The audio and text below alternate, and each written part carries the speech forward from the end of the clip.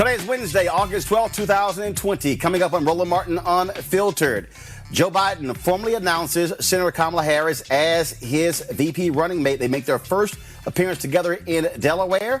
We will show you what both of them had to say. Also, the attacks have begun on Senator Harris.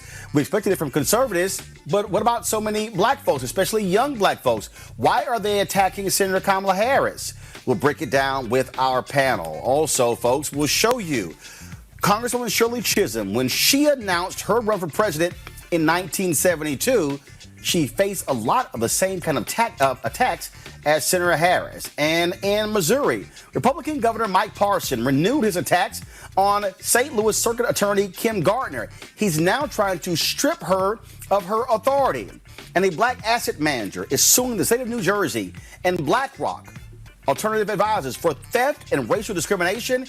He will join us to explain.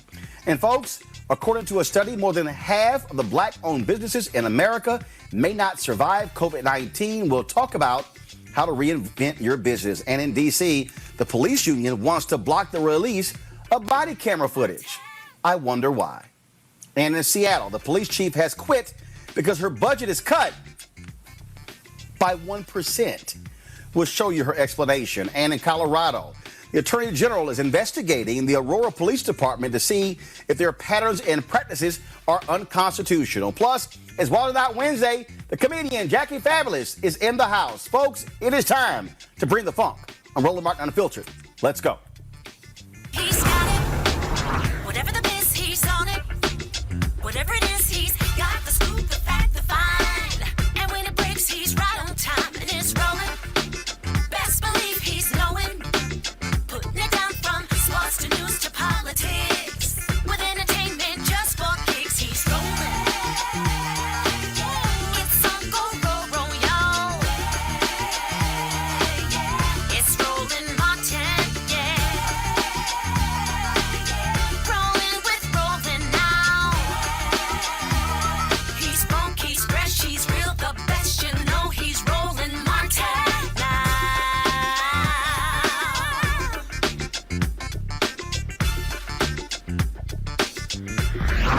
Martin!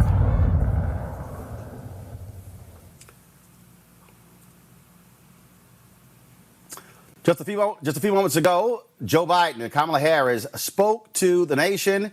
Here is how Joe Biden introduced his new running mate. Americans, now let me introduce to you, for the first time, your next Vice President of the United States, Kamala Harris. Kamala, the floor is yours.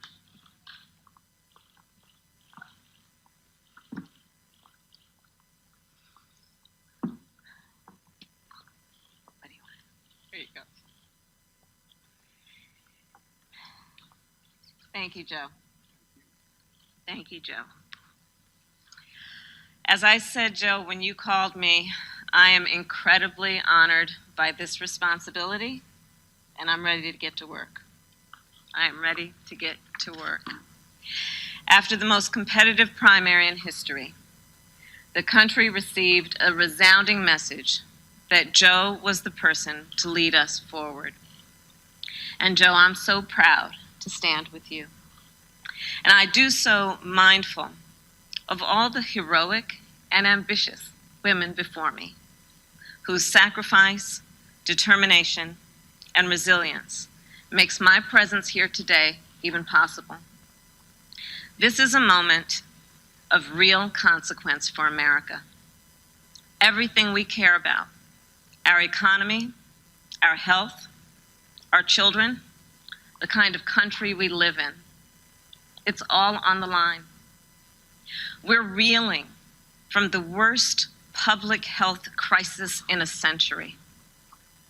The president's mismanagement of the pandemic has plunged us into the worst economic crisis since the Great Depression. And we're experiencing a moral reckoning with racism and systemic injustice that has brought a new coalition of conscience to the streets of our country, demanding change. America is crying out for leadership. Yet we have a president who cares more about himself than the people who elected him. A president who is making every challenge we face even more difficult to solve. But here's the good news. We don't have to accept the failed government of Donald Trump and Mike Pence. In just 83 days, we have a chance to choose a better future for our country. So, Joe, Dr. Biden, thank you for the trust you've placed in me. All right, folks, that was Senator Kamala Harris today speaking there in Delaware. In her speech, she made the argument or presented the case against Donald Trump and Mike Pence, granting them 4 more years. Vice President Joe Biden also had his remarks. I think we have those. If so, go ahead and play it. Okay, so we're gonna have those in just a second. Let me bring in my panel right now to talk about this. A. Scott Bolden, former chair, National Bar Association Political Action Committee. Robert Patillo, executive director, Rainbow Push Coalition, Peachtree Street Project, and later will be joined by Dr. Julianne Malveaux, economist and president emerita at Bennett College. I'll start with you, Robert. It's pretty funny, Robert, to see what's going on. So Republicans can't quite figure out what the hell. So you have Trump in his campaign saying she's too liberal. Then you have the RNC saying, well, liberals are not happy with her. Then you have them saying that she's undermining Joe Biden. And then other people are saying, no, she's actually throwing Joe over a cliff. I mean, they have no idea what the hell to even say. So the campaign and the RNC and Trump, they're like all over the place trying to figure out how to tag Senator Kamala Harris. Well, I think it's part of what happened in the primary season where nobody really defined themselves. Nobody had defined positions. You had Bernie and Elizabeth Warren. You knew exactly where they stood on every single issue. But then with Kamala Harris, with Joe Biden, had a shifting scale as they went from being kind of the centrist, moderate wing of the party, and then slowly incorporating many of the more progressive aspects of the campaign as things went on. So Republicans don't really have a clear, definite attack that they can go on. And then many of the internet Republicans have gone directly into sexism, racism, scandal as their Cassia Belli to address these issues. But what they don't want to do is address policy issues that Americans really care about. You have 5 million people who have been infected with a disease and no national health care system. You have 160,000 dead people and no plan on mitigation or no plan on therapeutics, no concrete national plan on this. You have 50 million plus people unemployed, and we're still doing piecemeal trickle-in stimulus programs in order to ameliorate these issues. So they are trying to find something that they can lay their hat on, but not addressing the main issues the American people care about, which is corona. Normally, it's the economy is stupid, but this election is going to be corona stupid. Look, Scott, it's hilarious to see this reaction. And yeah, on one hand, it's a little hard to label them as these flaming liberals, which Republicans love. The reality is that you can be slightly to the right of Republicans. Doesn't matter. They're going to call you a hardcore liberal, but that's the attacks they're trying on these two because, again, they want to be able to say they're going to destroy the world, and that's what we're actually seeing. Yeah, this was the last vice presidential nominee that the GOP wanted to see. She was criticized for being undefined when you had 20 Democrats running for the presidency. She took on some policies to the left, but primarily she's a Democratic centrist. That's working for her now. I was doing another conservative network yesterday, and I'm having this debate, and they argued that she was too liberal and too conservative when it came to prosecuting African Americans when she was a prosecutor, and that she was too liberal because she ran left of center because she seemed to endorse Medicaid or Medicare for all.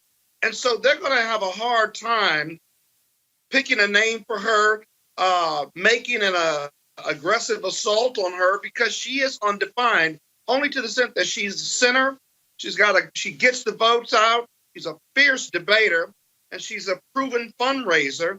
I like this match with Joe Biden. I think she's going to play her part. She's not going to get ahead of him, and both of them are going to complement each other on not only policy, but beating Trump. And that's what the Democrats need right now. Well, I have seen some absolutely hilarious things, but I'm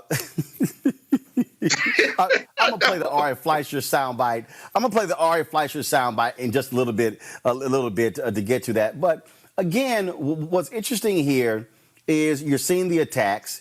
You're seeing how they're trying to go after both of them. And so, Robert, when she says we're going to prosecute the case, I'm sorry, Republicans, please show me how you want to defend 160,000 plus Americans dying because of COVID, and you still have no national testing plan. Please, I mean, Trump wants to tout what he's done for black people and unemployment. Let's see, when you came in, it was at 7.7%. It's now at 14.6%. You can't go, well, that's only because of coronavirus, when it had been going up for 4 months before COVID-19. Well, another thing that we have to talk about is for the last several months, we've heard Republicans address the issue of police, back the blue.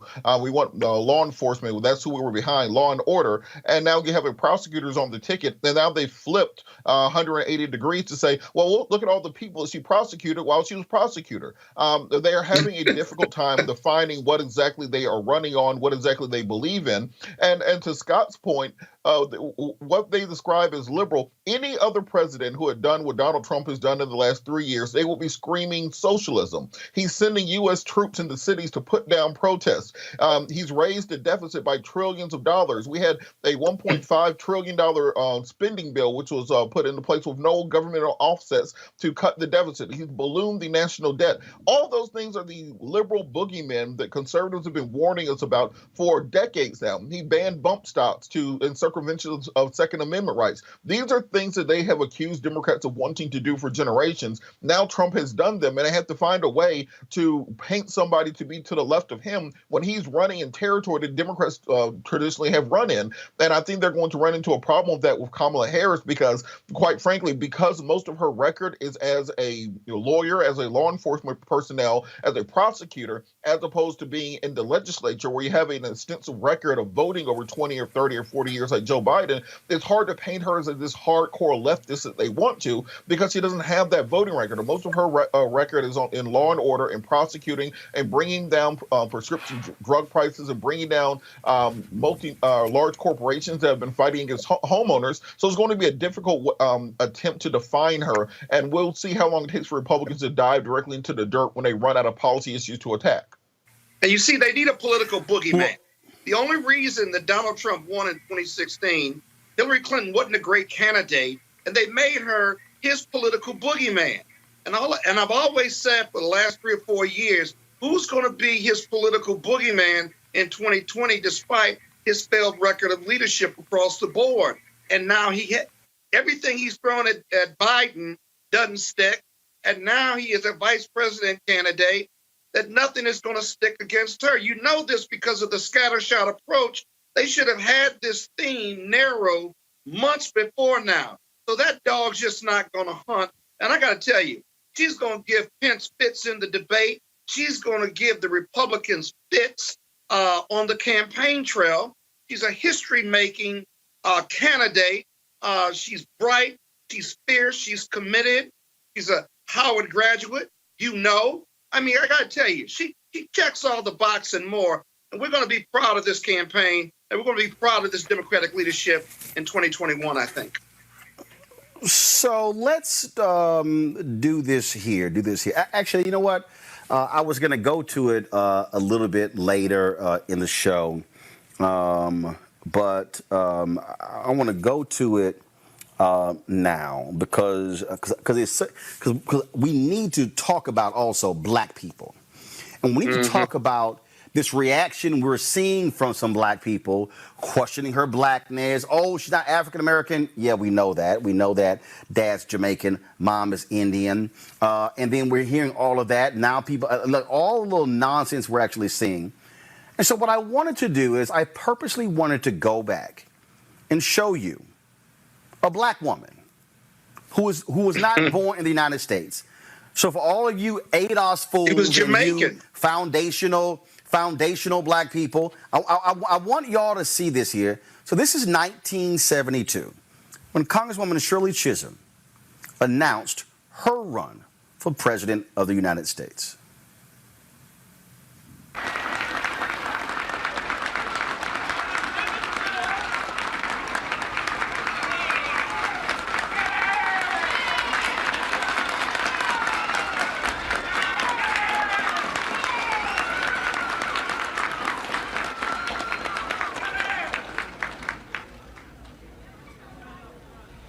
I stand before you today as a candidate for the Democratic nomination for the presidency of the United States of America.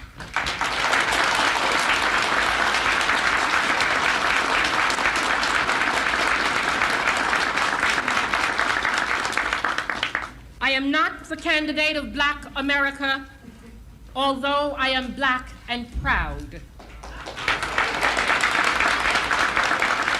I am not the candidate of the women's movement of this country, although I am a woman, and I'm equally proud of that. I am not the candidate of any political bosses or fat cats or special interests. I stand here now without endorsements from many big-name politicians or celebrities or any other kind of prop. I do not intend to offer to you the tired and glib cliches which for too long have been an accepted part of our political life. I am the candidate of the people of America.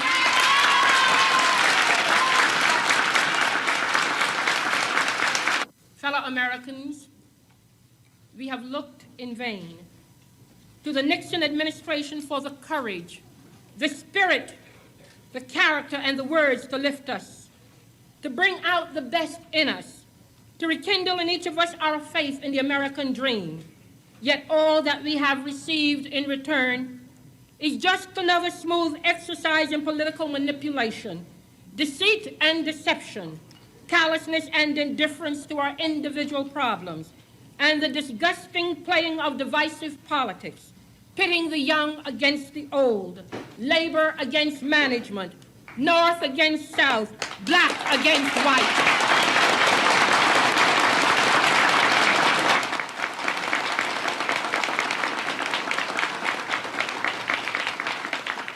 The abiding concern of this administration has been one of political expediency rather than the needs of man's nature. The president has broken his promises to us and has therefore lost his claim to our trust and confidence in him. I cannot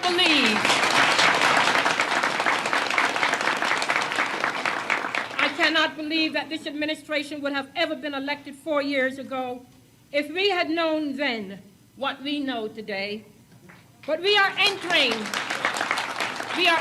a new era in which we must, as Americans, demand stature and size in our national leadership. Leadership which is fresh, leadership which is open, and leadership which is receptive to the problems of all Americans. I have faith in the American people. I believe that we are smart enough to correct our mistakes. I believe we are intelligent enough to recognize the talent, energy, and dedication which all Americans, including women and minorities, have to offer. I know from my travels to the cities and small towns of America that we have a vast potential which can and must be put to constructive use in getting this great nation together. I know that millions of Americans from all walks of life agree with me that leadership does not mean putting the ear to the ground to follow public opinion, but to have the vision of what is necessary and the courage to make it possible.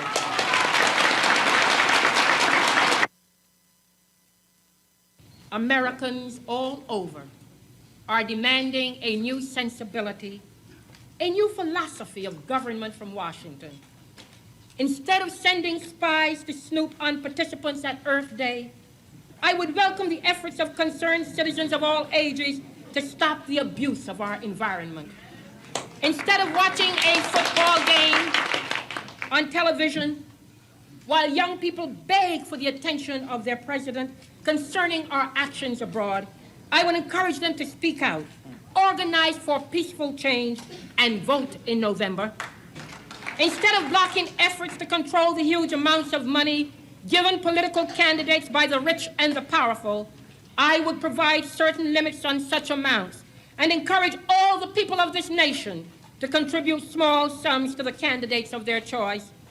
Instead of calculating the political costs of this or that policy and of weighing favors of this or that group, depending on whether that group voted for me in 1968, I would remind all Americans at this hour of the words of Abraham Lincoln, "A house divided cannot stand."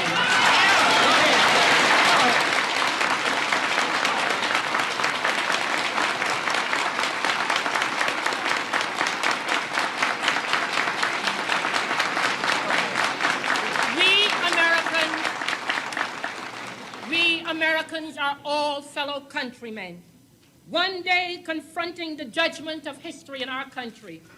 We are all God's children, and the will of each of us is as precious as the will of the most powerful general or corporate millionaire. Those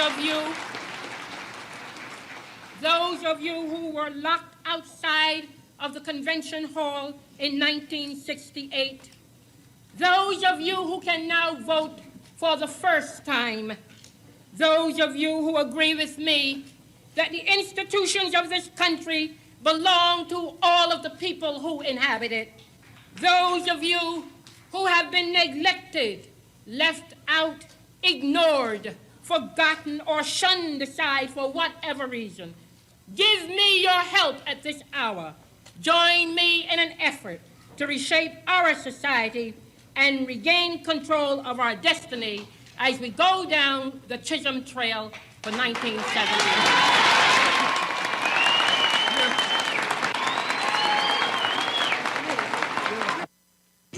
You represent a trend for more women, and specifically black women, to get involved in politics and go after elected office in this country. Yes, I specifically recommend a trend for more women, and specifically black women, to enter into politics, elected office. Yes, I definitely am feeling and recognizing that as a result of over 20 years in political life, only emerging 8 years ago publicly, that there is a great need for more women in the political arena. I happen to believe that there are certain aspects of legislation that probably would be given much more attention if we had more women's voices in the halls of the legislatures on the city, state, and national level. And legislation that pertains to daycare centers, education, social services, mental services, the kind of legislation that has to do with the conservation and preservation of the most important resources that any nation has, and that is its human resources. Congresswoman, do you feel your candidacy will hurt the presidential candidacy of Mayor Lindsay? Well, Mayor Lindsay will be getting votes from the same area that I anticipate getting votes. And I dare say that my candidacy might not only hurt Mayor Lindsay, it might hurt a few others who have the same political.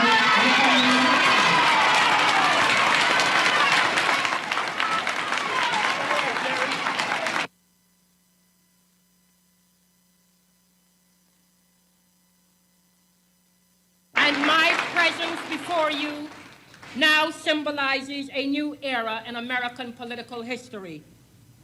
I have always earnestly believed in the great potential of America. Our constitutional democracy will soon celebrate its 200th anniversary. Effective testimony to the longevity of our cherished Constitution and its unique Bill of Rights, which continues to give to the world an inspirational message of freedom and liberty. the Americans are felt in remedying our ills.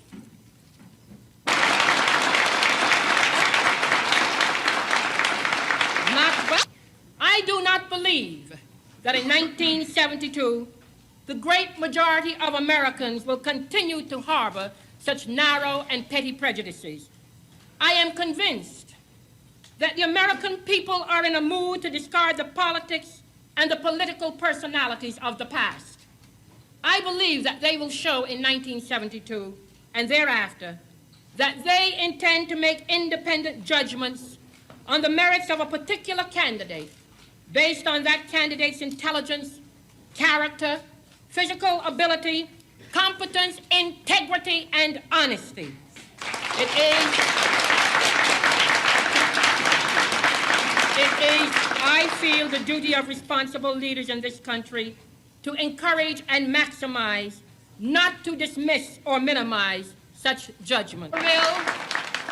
Our will can create a new America in 1972, one where there is freedom from violence and war at home and abroad, where there is freedom from poverty and discrimination, where there exists at least a feeling that we are making progress in ensuring for everyone medical care, employment, and decent housing, where we more decisively clean up our streets, our water, and our air, where we work together, black and white, to rebuild our neighborhoods and to make our cities quiet, attractive, and efficient, and fundamentally, where we live in the confidence that every man and every woman in America has at long last the opportunity to become all that he was created of being, such as is his ability.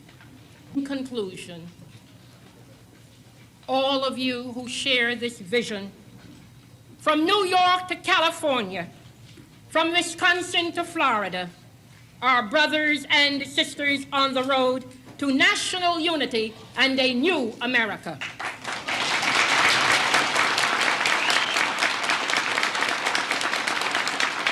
Nickels and dimes, close to $44,000 from the American people. I want to say that in terms of my projection of $300,000, which was made earlier, that the benefits that are being planned and will be conducted in February, March, and April will net me, I'm quite sure, way above that amount. So I am willing to be optimistic, now that I've made my announcement today, to be able to get some sizable contributions. May I say that just this past week, I received 2 contributions from individuals in America, 2 contributions of $5,000 each. That is very encouraging. Yes. I can't hear you. Do you represent a trend for... I just want to say this, and it's very important for all Americans to recognize. The United States Constitution stipulates that anyone that is 35 years of age or over and is a natural-born citizen can run for the presidency. All of us meet that criteria. The people will make a decision.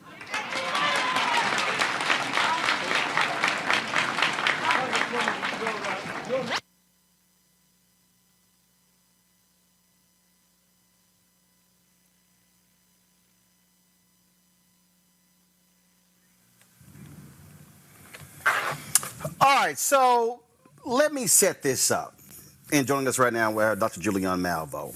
So, Julianne, the reason I wanted to play that, because I'm looking at all of these people who are trashing Senator Kamala Harris. She's not African American. She's not from here. That was a black woman. Kamala Harris is a black woman. Shirley Chisholm, her dad, born in British Guyana, mama in Barbados. Harris, daddy in Jamaica, mama from India. What I find to be very interesting is that our deceased people, you can't compare Harris to Chisholm. Well, Chisholm was only in Congress 3 years before she announced she ran for president. Harris was in Congress, in the Senate, for 2 years. before she ran for president of the United States.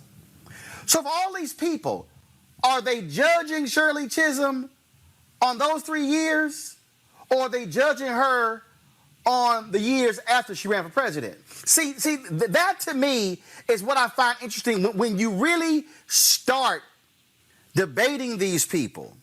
And they start, like, I got somebody sitting here going, oh, she's not a black woman. So are we now saying that, oh, well, because Kamala Harris, mama is Indian, well then, oh my goodness, she's not black, but Obama's mama was white, and oh my goodness, but he's not black. The people who are engaged in this, Julian, are stuck on stupid. And the reality is we got Biden, Harris, Trump, Pence. This real simple. Which one of these y'all want, fools? Which one y'all want? It's going to be Biden, Harris, or Trump, Pence. You know, Roland, Reverend William Barber has a concept he calls a blood test, where he says that you have to take a blood test to see who is closer to you in terms of ideology and philosophy. So he tells it in a kind of a gross way. He says, lady has a baby, and if you take a blood test and it's 15% match, that ain't his baby. But if it's an 80% match, that's his baby. That's your kinfolk. Kamala Harris is our kinfolk. We don't agree with her on everything. But this is such an astounding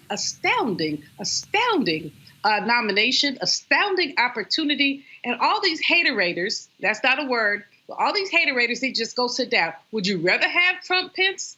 Do you know that 100 environmental regulations have been turned back because of Trump, Pence? That labor regulations have been turned back because of Trump, Pence? Do you know that Kamala Harris has, as Joe Biden said, been a fighter for the little people? No, she's not perfect, but who is? I think that people are holding her to a ridiculously high standard, and I'm not sure why. But I love that you played the Shirley Chisholm clip because it reminds us, absolutely reminds us, first of all, of the audacity of black women, the capacity of black women, and the fact that Kamala Harris stands on a long line of black women who have been politically engaged. See, again, I just want to sit here and break this thing down, Robert. I just want to really break this thing down because I'm all about, over the next 82 days, exposing as much white stupidity as I am black stupidity. And so when I listen to the people, I listen to all this stuff, and again, I hear the critics, and they throwing all kind of stuff out. Oh my goodness, and she ain't this, and she hate black people, and all this sort of stuff. All I want to know is what you got. And not only that, what are you really saying? Because if y'all want to have this whole, well, we don't know, you ain't really from here, why don't these fake conscious ass people stop holding up Stokely Carmichael? Who wasn't from here? Come on. Parents weren't from here. See, that's my deal, Robert. Because if we really want to go there, it's a whole bunch of black people in American history who contributed mightily to what's happening with black people and African Americans who are immigrants or the children of immigrants. See, if they really want to go there, let's go. Well, Roland, as the son of an immigrant myself, I think that the purity test hold on, Julian, Robert. As the child of an immigrant from Haiti and myself, I think the black purity test is a quick sonic journey, is a self-eating issue. But I do think that what Democrats do have to do, Vice President Biden and Senator Harris, over the next 80 days, is address all issues. Because let's understand, there are no bad issues in politics. That if you want these people's vote, then you have to prove through policy that it does not matter what my parentage is. What matters is what I'm going to do for the African American community, what I'm going to do for the descendants of slavery, what my plan is and what my policy is going to be to improve the lives of African American men in this country. We want somebody just based on being pure black, diamond and silk. are black and from the South. But I don't think anybody wants them to be the Democratic nominee for vice president. But what has to happen is there is an enthusiasm gap in this race. There are questions that were not answered during the primary, the same way that works to their benefit and not being able to define the candidates. There's also a detriment to it because there are people who do not know where both these candidates stand on important issues in the African-American community. That is the duty of the candidate who is trying to get those votes to prove and to explain to the American people what exactly they stand for, because all that happens if you call names, if you say they're stupid, this, that, and the other, you're just driving down turnout. That we're going to need all hands on deck in order to win this election. Do not believe the polls. The polls are not going to track the people who are dipping in and out of politics and only vote in presidential election years. And every point that we dip below what the turnout numbers were for Obama in 2012 is another 2 points for Trump, because his base is going to turn out. So we can't just dismiss offhand criticisms. We have to be able to address them, and the candidates are going to have to put some work and put some money in to addressing these issues. Send somebody on your show. Buy ad time on Black media. Make sure that you are pushing your agenda so that the people who need to hear it hear it. Here's what I find just to be interesting here, Scott. I got some fool sending me on Twitter. He said Stokely wasn't a cop. All right, let's just go ahead and take that one for what it is. So what are we saying? Marilyn Mosby can never run for higher office? What are we saying? Kim Foxx can never run for higher office? What are we saying? Aramis Ayala can never run for higher office? So we saying that Larry Krasner, who's not black, who's white, who's a DA in Philadelphia, oh my goodness, he should never aspire to higher office. Or we see, that's how stupid this whole argument is. And not only that, here's the other deal. For all y'all stuck on stupid people, do you know who the most, do you know, if you tabulated across the country, what position that has the most black people elected to statewide office is? Do y'all know what that is, stuck on stupid people? Attorney General. Black man's Attorney General in Illinois. Black man who's the Attorney General in Indiana. Black man who's the Attorney General in Nevada. Black man who's the Attorney General in Kentucky. So now what we really saying is we already know it's hard, Scott, to win statewide office, but if you run for Attorney General or DA, well, we're just going to disqualify you for forever anything else because you were the top cop. Scott, go ahead. Yeah, this is a stupid argument I hear my brothers and sisters making. It's an uninformed argument. The people you're talking about are the people talking out the side of their neck. They haven't done any research. They don't know their history. They get their history every day from you, Roland. But let me tell you something. As a former prosecutor from New York City, all right? Those same people talking and the people listening who feel like hold up, you don't want any black prosecutors running for office. Stop. Hold up, Scott. Stop. Since you were a former prosecutor, you got to get off the show because you're not black. Your blackness has been. You got to turn your black card in. You were a former prosecutor. You got to go. Go ahead, man. Go ahead. Now, listen to me. All those people who are stuck on stupid, you listen to me. You better be glad you got some black people in the prosecutor's office, whether they're the AG, whether they're the district attorney or county attorney, because it would be 10 times worse for you and your family and your friends from the community if I wasn't there, if Kamala wasn't there, if Tim wasn't there. Trust me, my policy as a prosecutor was to give programs to those who were drug addicted. You sold drugs near school, now you going, and you had multiple arrests, right? But my job was not just to prosecute you and put you in jail. My job was to try to rehabilitate you and get you services that you needed so I wouldn't see you again. So all y'all stuck on stupid, you can talk about the man. We need more black people in those positions because they're more liable, they're more likely to give you discretion and services and support than to go hard line and put you in jail. It's not going to help you or your family or your friends at all. Secondly, let's just say this. Go ahead.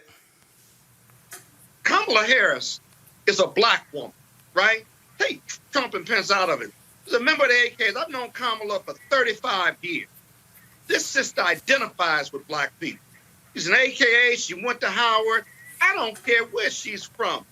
Black people from the diaspora are black people. What is all of a sudden black people, African Americans, want to carve out who's black and who's not? We are a country of immigrants. We're all from somewhere else.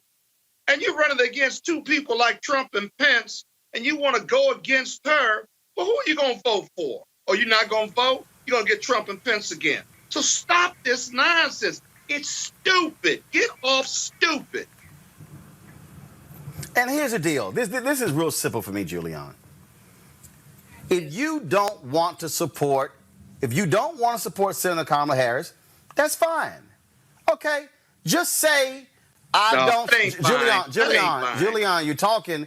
Julian, you're talking. Hold on, Julian. Let me finish the question.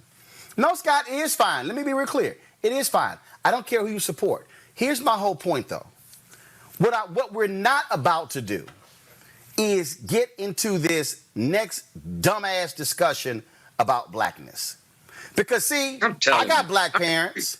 Yeah. But you know what somebody gonna say? Oh, your mama light skinned, so you ain't really black. So if both your parents blacker than Barry, you got good hair too, if both of your parents black, right? It's like, oh, you real black. Okay, so I guess since that's now the whole deal, Julian, since you the lightest person on the panel, and probably you the lightest person on the panel, and probably probably the blackest person on the panel, you disqualified because if you look at some of these fools out here and the standard that they have set up, this is how they have laid this whole thing out, and this is why it's foolish. It's foolish, Julian, because it has nothing to do with housing. It has nothing to do with black businesses. It has nothing to do with education. It has nothing to do with mass incarceration. It has nothing to do with any of the issues out there, how we affected. But you got these folk who frankly sound like white supremacists who are sitting there saying, no, she not really black. She not black. No, she not black because I don't like her hair. And no, she got that Indian hair. And it's just dumb. It's just dumb, Julianne. Got that good hair. About this, they did this with President Obama, and it was black people who did it. Something is wrong with us because I show you pictures. I think some of y'all know my family.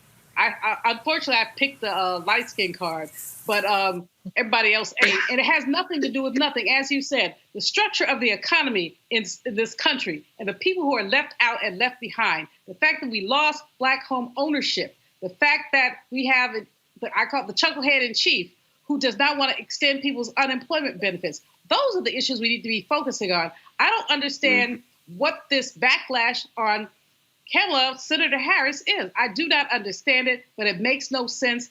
And she is, frankly, the best thing that has happened to the Democratic Party and happened to Joe Biden. Now, Robert has a point, and I agree with him. We don't take them and say, okay, because they're Democrat, everything is cool.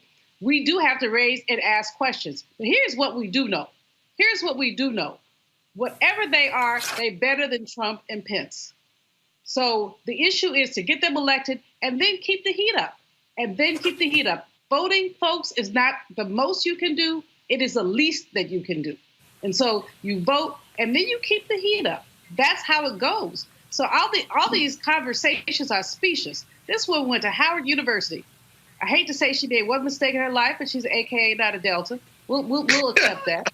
But in any case, she's amazing. You can get over that, Julianne. I'm over it. I will fight for her as hard as I'd fight for, a DST or anybody else. I will fight for her and Biden. This is an amazing move, and we just have to accept it for what it is. But Roland, I do think that. Okay, wait. Hold on. Robert, I do got to play this. I want to play this soundbite right here, which I find to be utterly hilarious. And so let me just go ahead and play this, y'all. I got to get y'all a response. Secondly, I just question whether or not this is going to boost African-American turnout at all. I don't think it will. She's just not that historically exciting to African-Americans. She certainly wasn't during the primary, and that was one of the biggest reasons Biden picked her. He needs that boost in African-American turnout in order to win. I don't see it. That's Fleischer. Secondly, I just question whether or not this is going to boost African-American turnout at all. I don't think it will. She's just hilarious sound. Secondly, I just question whether or not this is going to boost African-American turnout at all. I don't think it will. She's just not that historically exciting to African-Americans. She certainly wasn't during the primary, and that was one of the biggest reasons Biden picked her. He needs that boost in African-American turnout in order to win. I don't see. So my man Ari Fleischer, so they can sit here, they can sit here, Robert. Ari Fleischer can be an expert on what black people thinking, but they can't find them WMDs. Look, soul brother number one, Ari Fleischer, he's making these points because they're trying to sow seeds of dissent within the community. We've seen this on conservative social media since the announcement was made. But we cannot ignore offhand the criticisms of people, and we can't. When we laugh at them, when we joke about the concerns of the ADOS, or we call them the ADOS movement, the Foundational Black People, HOTEPs, whatever you want to call them. Those are Democratic voters, and if they have doubts, if they have questions, we need to be able to roll out an agenda item. We need to roll out policy items. You can't just dismiss them offhand, because what we saw in 2016 was there were. Robert, I'm going to disagree. I'm not assuming they're voters.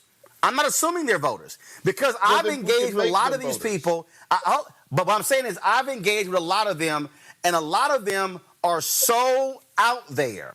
That you can't tell them anything, and when you try to present facts, they like, oh no, that's not true. And so, yes, I agree, we have to engage, but some people are so crazy with it, you like, I can't waste time with you.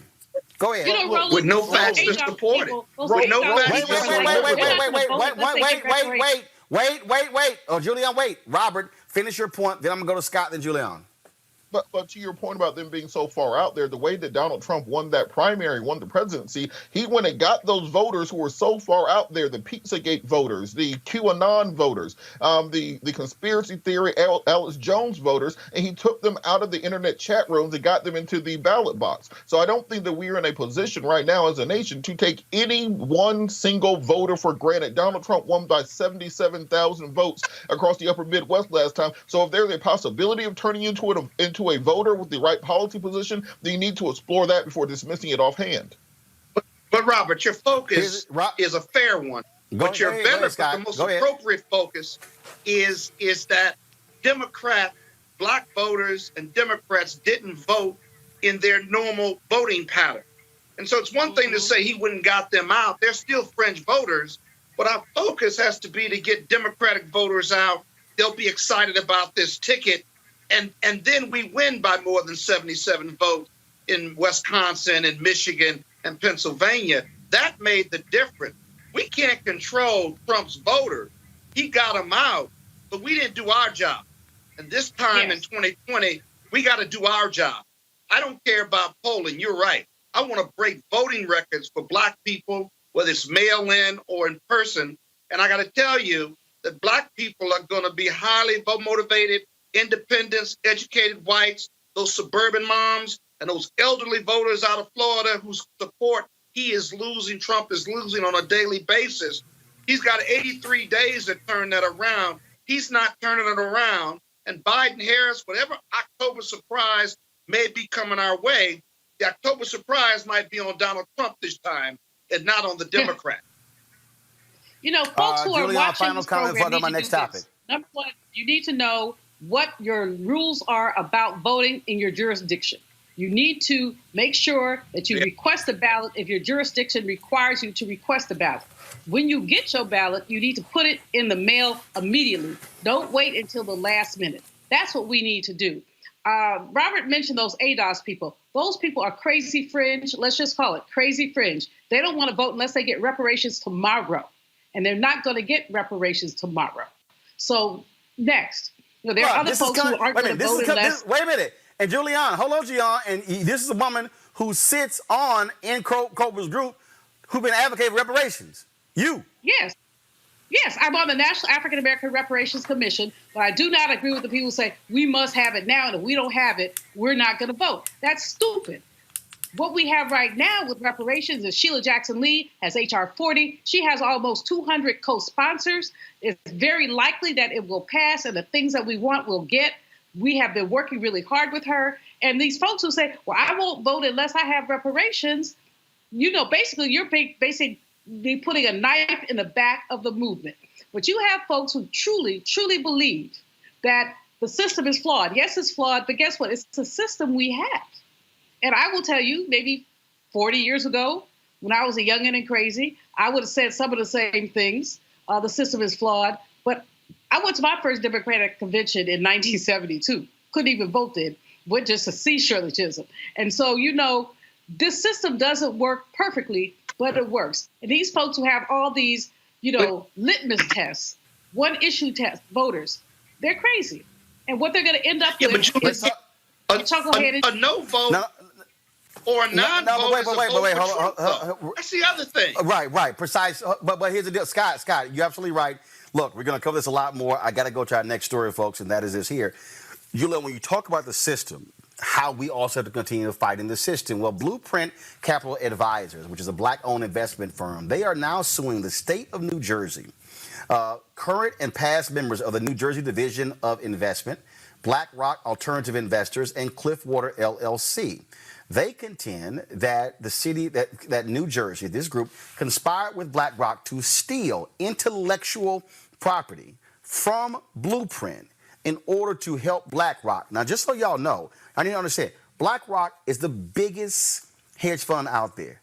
They control, I think it's $5 or $7 trillion, something like that. I mean, it's a massive number that they control, and they have not necessarily been wanting black folks to get a part of that. Jacob Waltauer, he, of course, is the CEO, principal and CEO of Blueprint Capital Advisors. He joins us right now. Jacob, glad to have you back on the show. So, set up for our audience, folks who don't really understand, Jacob, this whole hedge fund world, this money management world, really what this lawsuit is and what it means. Well, the lawsuit was filed by Blueprint, but in our view, it's about something much larger. The asset management industry has $70 trillion. Yes, that's trillion with a T. And less than 1% of those assets are managed by African-American owned asset management companies.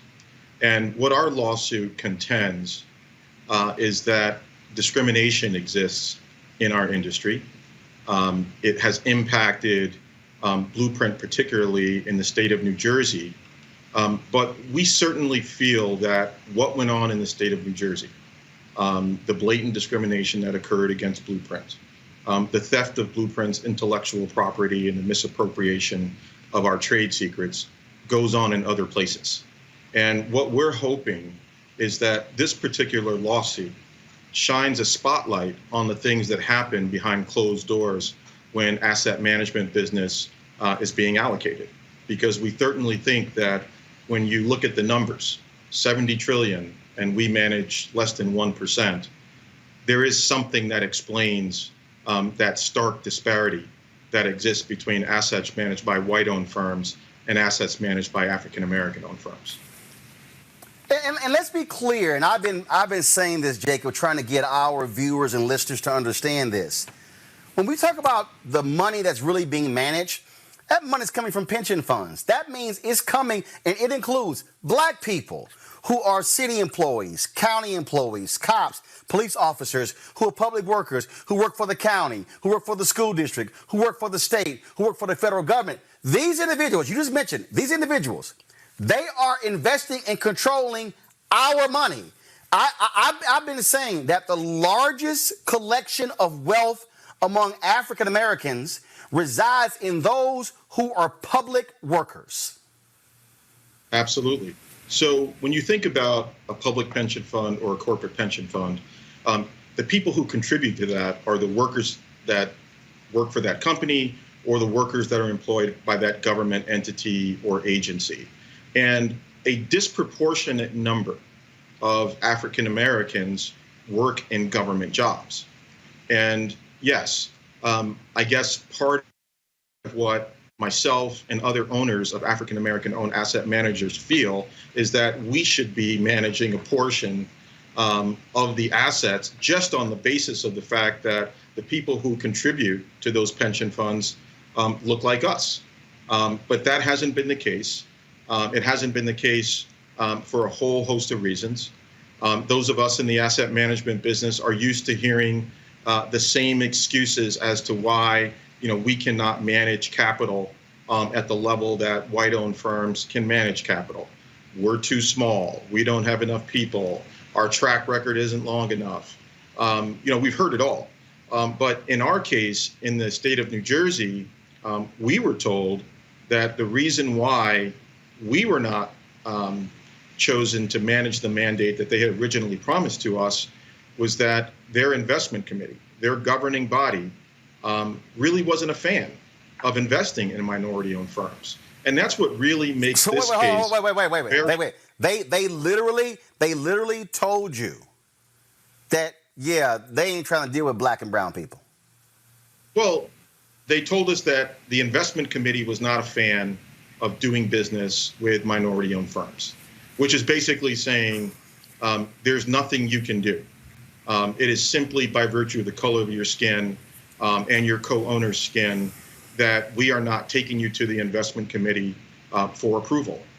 And there did come a time where they felt they had to make it up to us because they had lifted our intellectual property and shared it with others in a way that was harmful to our business.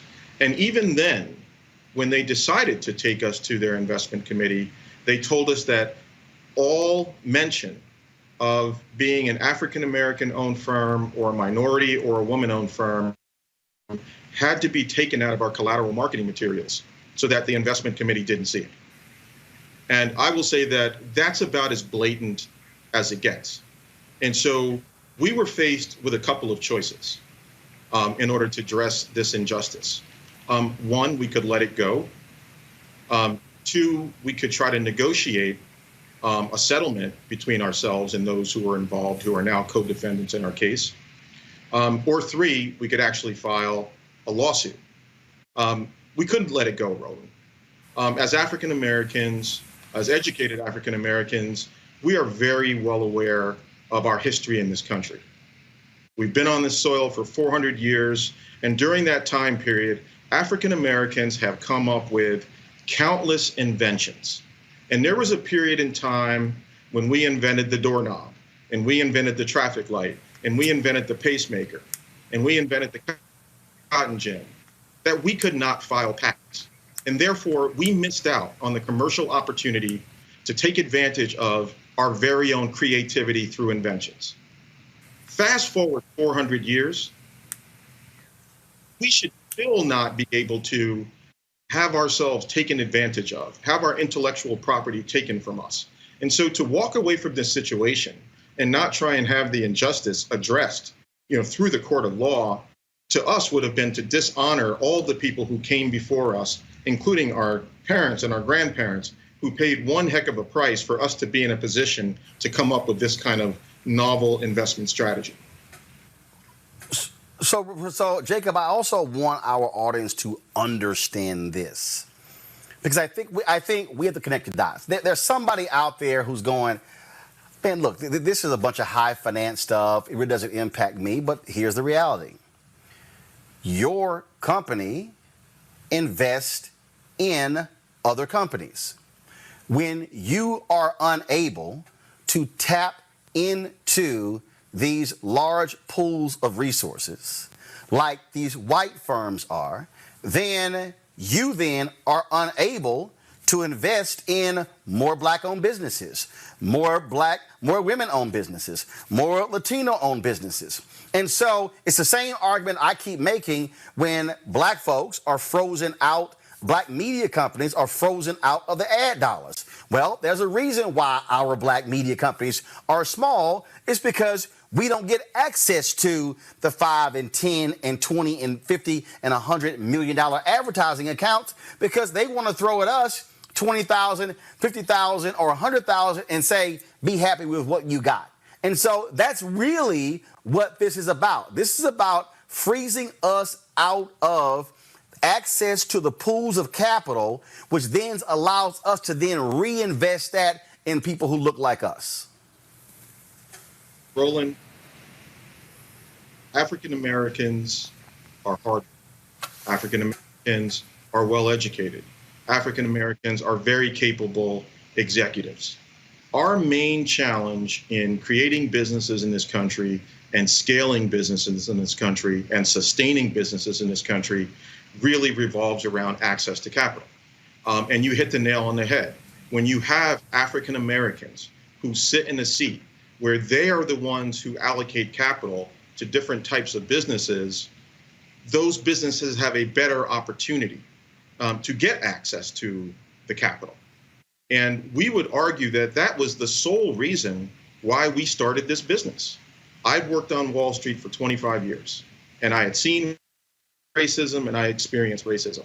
And I knew that the systemic racism that blocked access to capital by minority entrepreneurs and minority businesses was really one of the primary reasons why we have such large disparities in income, large disparities in wealth, large disparities in home ownership in this country. And I wanted to be able to do something about it. And when we founded the business, we called it the ripple effect. And what the ripple effect meant for us was that we were going to find women and minority-owned businesses and invest with them and in them.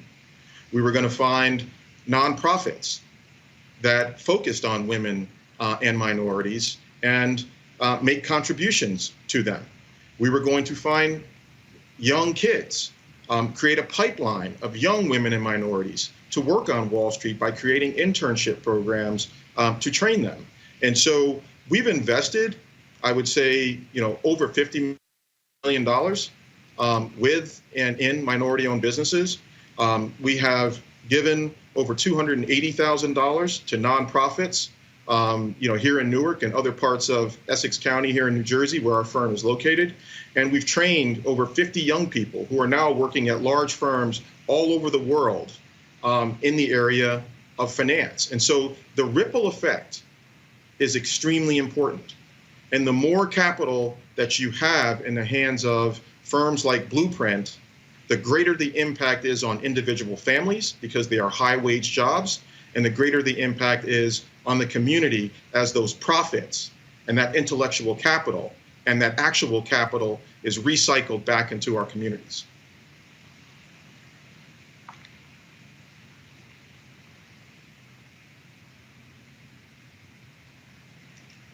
I lost sound for a second here. All right, sorry about that. I said we're going to keep covering this for quite some time. This is an issue that black investment firms have been complaining about for very long, how they're frozen out of these pools of money. And the data even shows that black and brown firms actually outperform these white firms when it comes to the management of this money, yet they don't get an opportunity to manage even larger sums. Jacob Walthour, we certainly appreciate it. Thanks a lot. Thank you, Roland. I want to start, Robert, you with the Rainbow Push Peachtree Street Project. I mean, this is the stuff, and again, a lot of folks say, yeah, man, this is not really my thing, but this is why. This speaks directly to the issues that black businesses have. And when you talk about black businesses, that means black employees. That means black families. That means black children. And so when we are frozen out of it, when we are frozen out of ownership, when we are frozen out, sure, they would love for us to keep playing ball as players on the basketball court, but damn you sit in an owner's suite. That's why I keep telling these black people. I ran into a woman at KJLH when I was in Los Angeles, and she showed me a picture of her son. She said, "That's my first rounder." And I said, "Sister, don't raise your son to be a first round draft pick. Raise your son to be the team owner."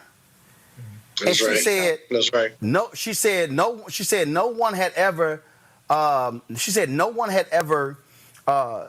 Mentioned that to me. I said no.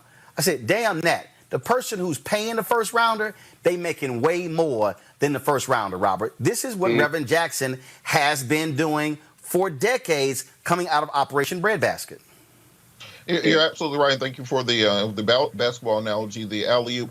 People can join the Rainbow Push Coalition by going to rainbowpush.org.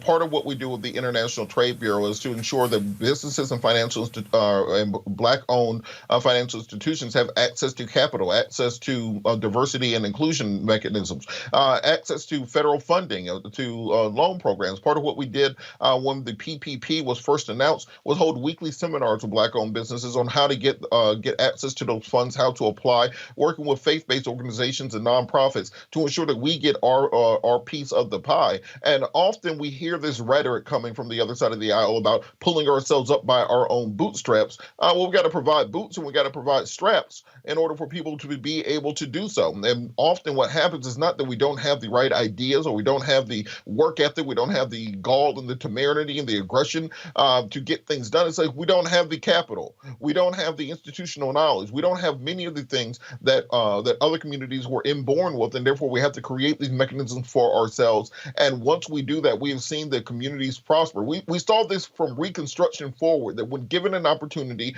when the playing field is equal, the rules are public, the score is kept, that we can excel, and we can still do that today. You know, Robert, Julian, such a good point. Julian, hold on, Julian, hold on. Okay. The reason I want to keep pushing this and keep pushing this, because I need our Black audience to stop thinking small. So let me explain that. We are, and I'm just going to use a Black media example. We are often as, here $5,000 for the ad. Yet the white daily newspaper is charging $100,000. Just look, here's okay, if it's $10,000, Julian, that money typically is not coming from the advertising budget. It's coming from the community relations budget. And what happens is that our people who are desperate for any dollar accepts the pennies and then goes, yeah, it's not, but thank you. As opposed to saying on principle, no, hell no. If you not going to pay me, if you're not going to pay me half, not even all of it, but even half, you trying to pay me 10 cents and 5 cents or 1 cent on the dollar?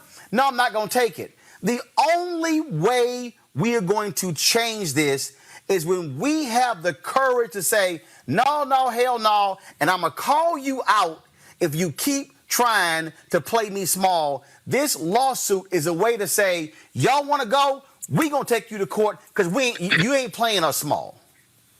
You know, that's the beauty of boycotts.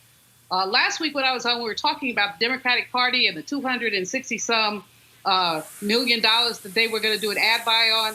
And I think I tried to send you a text saying our share of that is to 20% at least.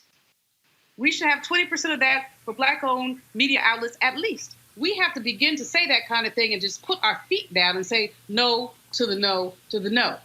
If we look at the issue of Black industriousness, at the end of enslavement, we had $1 for every $36 that white people had. By 1910, it was $1 for every $13 that white people had. We didn't close, but we narrowed the wealth gap. Now we're at about $1 for every $10 that white people have in wealth. In other words, it took us 30, 40 years to basically cut the gap by 2/3, and now we're still where we were. Why? Because the Jim Crow era essentially took away our economic independence by law, by federal law. Basically, we were disallowed to accumulate, disallowed to participate, disallowed to do any number of things. Now, I don't want to go all the way back there in terms of memory lane, but the reason to go back there is because we need to understand why. There's no deficiency on our part. It is conspiracy on white people's part. No deficiency, but a conspiracy.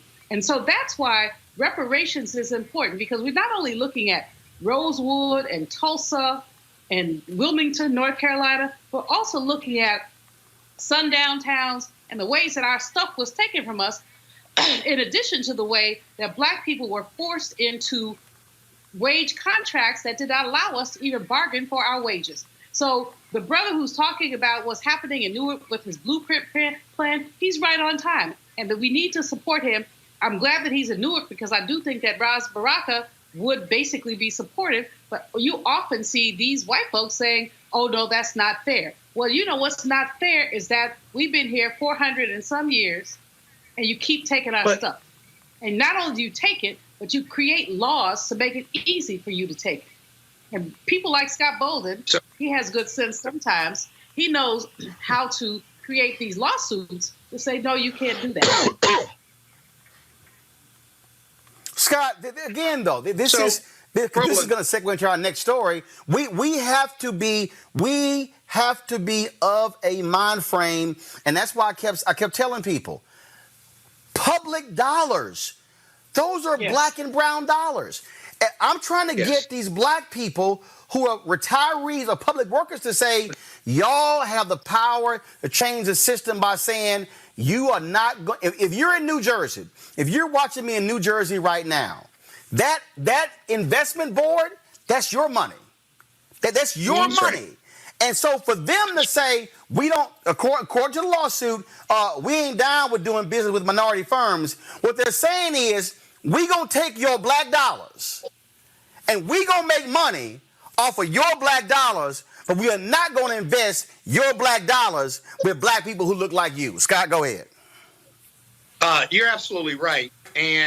But they're not in the streets protesting that. For your audience, what it took for Jacob, your guest, what he's done is filed that lawsuit. It makes all the sense in the world, right? But he has put his business model and all of his business at risk. He could easily be blackballed. And it takes time and money and resources to file the lawsuit that he filed. And when you say, Roland, I agree with you, we should not take 10 cents on the dollar from those advertising agencies. We should demand more. But the reality is, and I'd love to hear your response to this, is that most of our black media, they got to eat. They got to pay bills. And so they wind up taking 10 cents on the dollar because they feel like they don't have a choice and they got to pay bills. And if they can grow a little bit at a time versus putting up the big fight and the philosophical stance that they should take, most should, but most don't have the courage to do that. And so we got to figure out that. But hold on, and that's the difference. No. Now here's the deal, though. What you just said, you said the courage. I'm listening. Look, right this is real. This is real simple. This is real simple. If I ain't eating now, I ain't gonna eat tomorrow.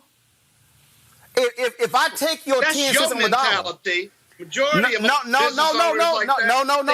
Let me. But see again though. Well, and again though, that's why I'm saying they have a broke mentality. And what has to happen is, and this is real clear, unless they are willing to tell somebody, no, hell no, and what I'm going to do, I'm going to expose you, and you know what I'm going to do? I'm going to let my readers know. And I'm going to let my listeners know. And I'm going to let my followers know. And then what I'm going to do is, I'm going to get with some other black media people, and I'm going to call them and say, how much did you get?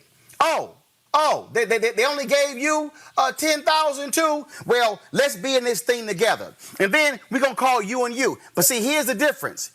This is how they win, Scott. They win when they can pick us off.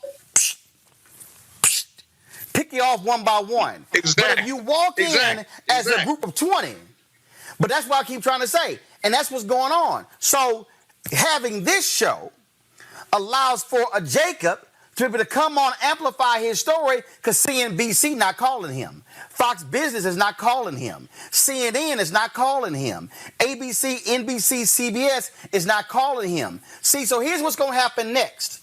I'm going to pick the phone up, and I'm going to call that New Jersey board, and I'm going to say, question, how much money y'all managing? Question, how many black firms are managing money, and how much? Question, how many black female firms are managing money?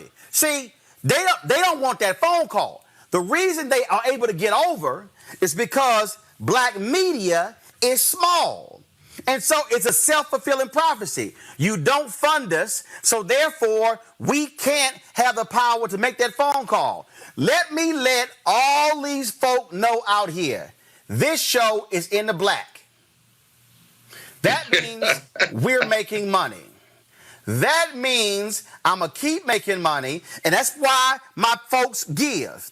That's why the members giving, the viewers giving. Because, see, when they give, I can hire producers, and I can hire reporters. And what we going to do, we going to call they asses one by one. And we going to see, that's the deal. You have the courage they are to do used that. to. Most business leaders who are African American don't. They got to eat. That's a Well, reality. guess what? You gotta Guess get around. what? And what I'm trying to tell them is they're not going to eat. Wait, 1 second. Hold up. My next story, wait. My next story is going to show you why they not going to eat. A recent report found that 41% of black-owned businesses have been financially hurt by COVID-19 compared to just 17% of white-owned businesses. Now, you're dealing with the stress of the virus, systemic racism, economic disparities. And so, y'all, let me know when Lamar Tyler is back on the phone. This, Julianne, is my point. If black businesses don't coalesce and stand together and work and unify, then guess what? They're going to stay broke. We're going to keep, please, can we get a little bit? Can we get a little bit? And what all I'm saying is, on this point right here, the ad industry is $100 billion a year, Julian. Black media is getting very small amount. Imagine if there was a coalition of black newspapers and black cable networks and black online businesses and black digital businesses who are standing together. That could be powerful. You said Lamar's back? All right, Lamar Tyler joins us right now. He's the creator and founder of Traffic, Sales, and Profits. He's a business coach who teaches African-American entrepreneurs how to exponentially grow their business. Look, Lamar, very simple. I'm talking about this here because what we are dealing with, we got to have black businesses in 2020 who have the courage to align with black folks to advocate for our interests and stop falling for the okie doke and taking pennies on the dollar. Hey, you know what, Roland, you are totally correct. And that's exactly, we need businesses that rise up, businesses that not only create new positions or new jobs for themselves, right? Because we see too oftentimes in our community where someone leaves a 9-to-5, they create a business, but all they really do is create a new job for themselves, right? We have a lot of solopreneurs in our community. So we need people that'll come and build enterprises that they can grow and scale so then we can employ other black people in our communities and begin to shift the economic outlook of what our black communities look like. And also, I need these black people, okay, who don't know a damn thing about business. Like, man, you out here begging white folks for money. I'm sorry, let's see. If white ad agencies are controlling the advertising agency, who the hell you think I'm going to talk to? If you have white folks who are controlling the pension funds, who the hell you think we're going to talk to? I mean, that's why I listen to some of these people that need to shut up and understand that, first of all, if you ain't running no business, all you're doing is running your mouth. You know, and that's totally right. And the thing is, now is the best time ever to run a business. What I always like to say is that the gatekeepers, and your show right here is exact proof of it, the gatekeepers are gone due to the rise of technology, the lowering cost of what it costs to actually create and do things, cameras, equipment, websites, and the rise of social media. For the first time ever, if you're sitting there thinking, okay, I have a great idea, you can connect directly to consumers. You can connect directly with business owners by leveraging things like Facebook, like Instagram, like Twitter, in ways that you never could before because there was a middleman in place. So if you've been on the sidelines like Roland is talking about, instead of just waiting there and hoping that something happens, now is your chance to actually get in the game and make something happen for you and your community. What are you saying to these black businesses who are saying, oh, my God, COVID, what do? I have no idea where I'm going to go. I'm just withering on the vine. What are you telling them? I'm telling them that now is the time where you either will lead or you will be led. I'll repeat that. You will lead or you will be led. And the importance of it is that you need to really look and shift your mindset around what's happening in the marketplace right now. right? What I always like to say is that whenever there's crisis, there's also opportunity. As you know, Roland, whenever there is crisis, there's also a transfer of wealth. And coming out of this thing, as crazy as things are, there are going to be people that make a lot of money. There will be businesses that are here that were not here before this spring, right? There'll be enterprises. There'll be, a lot of money that transfers hands. A lot of people will get money and funds from the government and they're giving it to someone. Why not you? Why not, if someone is watching this and you're thinking, I want to create a business, why can't you put yourself in that position? So what I'm telling business owners is, what are the problems and challenges that people are having right now? What can you do to create solutions, services, and products to overcome those challenges and problems that people are having? Or maybe you need to even pivot from the thing that you've been doing for the last 5, 10, 15, 20 years to put yourself in a position, like I said, to overcome those challenges, to get to the money, and to create a new business so that when you come out of this thing, you're in a better position than you were before. And you're not only just trying to survive through this time, but you're actually in a position where you thrive. So I need you to answer this here, because I love all these black folks who holler. But what about Black Wall Street? We did it then. But if they also even understand that there are many sectors you can have a business in today that you're not actually operating solely based upon black people who are renting your hotel room or going to your ice cream shop or your restaurant. So I think for a lot of black folks, there's this fantasy land about Black Wall Street that they don't really understand anything about. And I think for everyone who's watching, right, I think what you're saying is true. We need to really look at what's the opportunity, who does my product or service, lend itself to, and who can get a hold of it. And the benefit, again, the businesses that we see that are thriving big time right now are businesses that are tapped into the internet. Businesses that are leveraging the opportunity that's there for you to have a global fan base. You can be in Atlanta, you can be in Chicago, you can be in Houston, Dallas, Fort Worth, or Mississippi, but you can have clients not just all over this country, but in other countries, in the UK, in China, right, in Brazil, or places all around the world that want a hold of what you have to offer. So I think what you're speaking to right now is, how can we take the blinders off and see what's the bigger opportunity here for my product, for my service, so I can get into the hands of people all around this globe, and then use that impact and then funnel that money back into my community. I'm glad you said that. There's this person on here, Mile High Lee on YouTube, who just really said I don't think this person didn't realize how dumb the comedy is. Said, Roland and TD Jakes both want money. Well, Mile, let me help you out. We just had a black man on who's filing a lawsuit because they're being locked out of investment dollars. Hey, Mile High, if I get money, and if Lamar gets money, or Scott gets money, or Robert gets money, or Julian gets money, and we build enough capital reserves, we can now invest in somebody else's idea or business. That's what you do with money. Now, because see, to all the people out there who complain about Bob Johnson and Sheila Johnson selling BET, they don't even realize they have more people who work for them today than they did when they owned BET. They actually own more assets today than they did when they owned BET. And so they took the $3.3 billion. They got John Malone got like $1 billion of that. They got the other $2+ billion. They have now taken that and have now invested that and bought hotels, car dealerships, resorts, golf courses, on and on and on, and have given money away. That's what you do when you get money. You are in a position to now be able to help others. Lamar, final comment.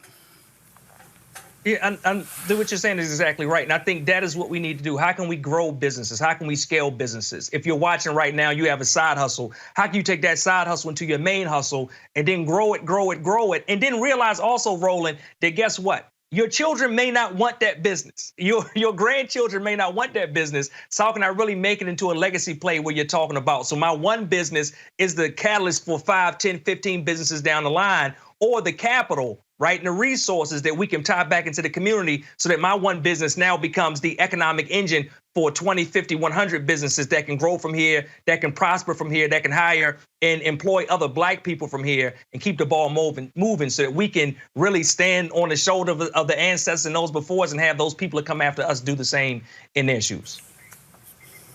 All right, Lamar Tyler, your book is The Gatekeepers Are Gone, Hustle plus technology equals success. Where can people check it out? They can check it out on Amazon, and also they can go to our website, www.trafficsalesandprofit.com. They can get a hold of our books. They can get a hold of a ton of free resources for entrepreneurs and join our free Facebook group of over 14,000 African-American purpose-driven entrepreneurs there to help assist and equip you with what you need in your business. Lamar, I appreciate it. Thanks a lot. All right, thank you. Julian, I want to go back to you because, and the reason I want to, so here's a perfect example, Julian. So I'm wearing the Black Voters Matter shirt. When we are able to generate money, when we are able to create wealth, we then now can fund our own get out the vote efforts. We then now could fund politicians. We then now could fund ballot initiatives like the one Desmond and Sheena Mead did in Florida that's restored the voting rights to upwards of 1.4 million people. It is amazing to me to listen to folk, again, who run their mouths, who don't control nothing, but then want to talk about what you should do in business. And then when somebody says, you just trying to make money. Well, yeah, I ain't trying to be broke. I just think that, but I just think Roland, in Black America, we desperately need a reprogramming because we have so accepted second-class citizenship from white supremacy that we literally are articulating what they have said about us, and they ain't got to say a word because we doing it for them. Julian, go ahead. It's hardwired in our brains because of white supremacy, but we have the opportunity now in the 21st century to get past that. That someone would send you a text or email, whatever, saying you just trying to make money. Like you said, you're not trying to be broke. You know, I guess our ancestors or the religious folks used to preach that money was a root of all evil. No, it's a lack of money that's the root of all evil. The Bible actually says love of money, but it's a lack of money that's the root of all evil. And we see that lack reverberated in our communities. And so we're so very easily ripped off.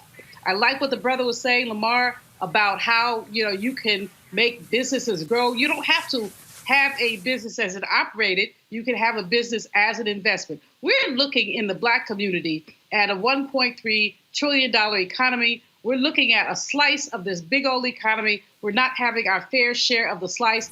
Part of it is because of discrimination, but part of it is because we don't demand it. I mean, when you look at the conversations you keep having, Roland, about the small slice we get and how content we are for it. We go to a corporation and ask for money, buy a table for a dinner, not invest in this opportunity. So they give you 10 grand, they bought a table for the dinner, you're happy.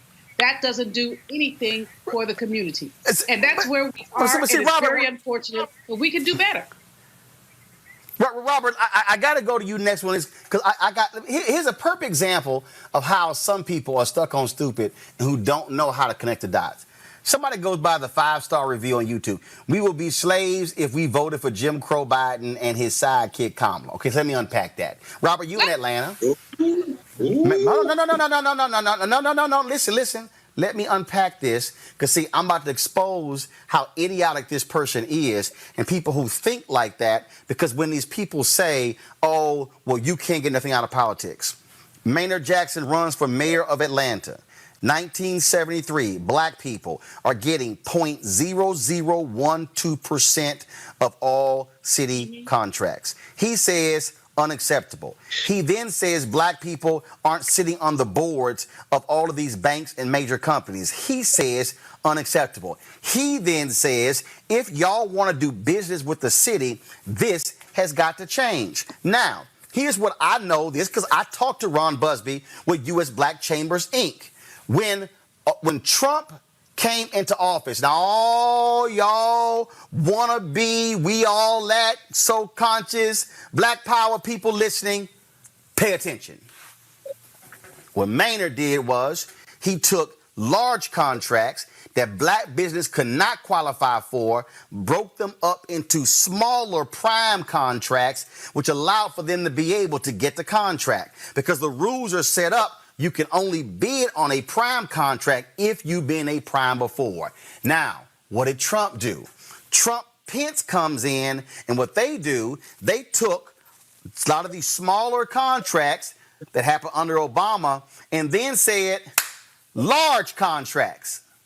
Put them all together, which meant black businesses could not qualify for the large contracts. So if you say you care about business, this is how you should be looking at Trump, Pence, Biden, Harris. You should be saying, under Trump, Pence, have black business being able to access contracts in Commerce, in HUD, in HHS, in Interior, at the Pentagon, in all of the various agencies. Could we potentially be able to access these contracts here? The Department of Defense spends $600 million annually on advertising alone.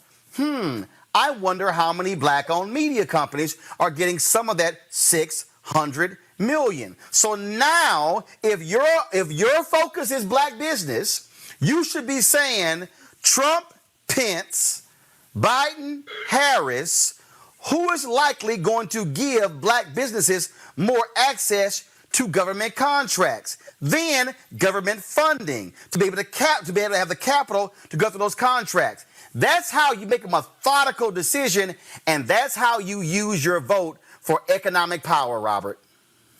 Well, remember, the first rule of politics is who gets what when. And until we prize ourselves and avail ourselves of all of those possibilities, we're going to be getting left behind. What we do with the Southeast Region Rainbow Push is work with black farmers throughout the region. As a matter of fact, we have a conference called tomorrow, a town hall with black farmers, where we connect them with federal resources, with loan programs, with investments, with financial planners, because that's an area that is being ignored. We spend so much time talking about, your kids have to be a doctor, have to be a lawyer, have to go to this, that, and the other school. We have to look at the fundamentals of the economy and the fundamentals of business and explain to each other in each one reach one, each one teach one fashion how that we can grow and excel. When I first started my law practice out of law school, it was out of necessity, not out of a plan. And in the first 3, 4, 5 years was just learning the business aspects of it. One of the biggest issues we had with small businesses when these federal loan programs came out pursuant to COVID was not having your taxes in order for the last several years, not having your profit and loss statement. So we have to work on building and gaining as entrepreneurs and in black business in all parts of the economy, and not simply assuming someone else is going to get it for us. But there's another aspect to that, though, Roland. What I'm trying to unpack here, Scott, is I'm trying to get people to stop being so emotional about politics and understand that politics is transactional. It's a return on your investment.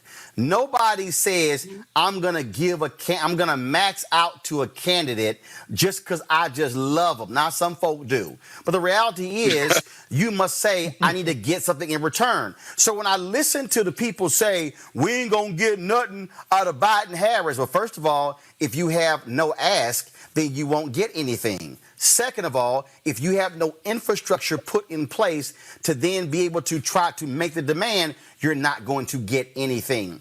That's where we must be thinking. We must be operating very simply, Scott, saying Trump, Pence, Biden, Harris, if this is what I want, who am I likely going to get it from? Them or them? That's a very basic understanding of politics. Your final comment on this. Yeah, these are business decisions. These aren't emotional decisions. They're no permanent friends. They're permanent interest, right? And so you can invest in a candidate with your money, but if your candidate gets elected at the local or federal level, right? Let's say Biden and Harris get elected. What are we going to make them do? Because they're not going to do it just because we agree on the philosophical issue of criminal justice reform or economic empowerment or access to capital for black businesses, right? We have to make them do it. That's the coalition building you talk about a lot. We can't stay at the inauguration. Not this time. We have got to make Biden Harris do what we want them to do, not just because they owe us, because every other coalition in America understands politics and to leverage their money and their numbers and their coalitions mean. We've got to leverage it. We can't stay at the inauguration because we got a black VP. And look, I just want to let everybody know. I need everybody to understand, okay? I know the business that I'm in. I'm in media. And I'm telling y'all right now, Biden-Harris win, I want an audit of every federal agency when it comes to advertising spending, and I want to know how much money is going to black-owned firms. I want to know what black ad agencies have been hired to distribute and manage those funds as well. I want to know where it's all going. Y'all, that's and then what you how gonna do? Once you get that information, what you gonna do, Roland? Oh, no. Oh, you know damn well what I'm going to do. That people deal with it. I mean, the fact Tell is them what that you're going to do so we they don't know. understand Teach them what inequality, to do. if we don't understand inequality, we won't do anything about it. Once you have the information, you can do something about it, Scott. I agree. I want him to share it, though. Here's the deal. Scott, no, Scott. I don't need to share what I'm going to do when I get the information. All I'm going to say is just watch. Going to a break. We come back. All right, we're I'm gonna let you add that. Going to a break. You get my point. Yeah, you good. Yeah, First of all, no, I ain't miss your. No. I ain't miss your point. You didn't hear my point. See, you ain't gonna share it yet. I'm gonna watch. Hold up. No. I've already done it. No, here's all I'm saying. Y'all heard me go after Young and Rubicam when it came to that census money. Just understand, census ass gonna start running on this show on Monday. I told you to watch what I say and do. I'll be back on Roland Martin Unfiltered in a moment. You want to support Roland Martin Unfiltered? Be sure to join our Bring the Funk fan club. Every dollar that you give to us supports our daily digital show. There's only one daily digital show out here that keeps it black and keep it real as Roland Martin Unfiltered. Support the Roland Martin Unfiltered daily digital show by going to RolandMartinUnfiltered.com. Our goal is to get 20,000 of our fans contributing $50 each for the whole year. You can make this possible. RolandMartinUnfiltered.com.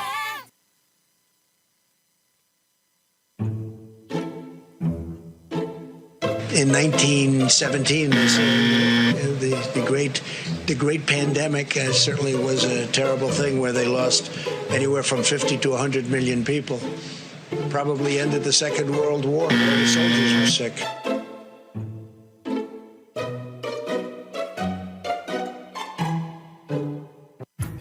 Very soon now, it's moving day for 25 million Americans. They'll be moving from their homes and apartments, from the places they've raised families and made memories. Not by choice, but because the Trump evictions are starting soon. The Trump foreclosures.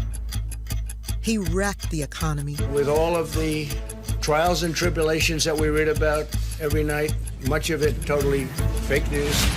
And now heartlessly rejects even $600 a week to unemployed Americans. So that people are going to want to go back to work as opposed to making so much money that they really don't have to. The man in this house doesn't give a damn if you lose yours.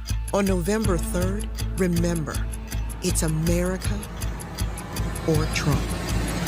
The Lincoln Project is responsible for the content of this advertising. Our nation is hurting. More Americans have died in the last 3 months than ever before.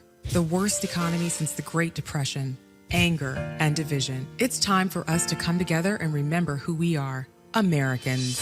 Joe Biden is the president for this moment. A man tested by tragedy, proven in a crisis, a leader who acts through compassion and strength, not anger and weakness. Standing with him, Kamala Harris, a strong voice for a better America, daughter of immigrants, a passion for justice, a happy warrior in the battle for the soul of America. Joe Biden and Kamala Harris is the America we believe in, where hard work means more than family wealth, where compassion and kindness are strengths, not weaknesses.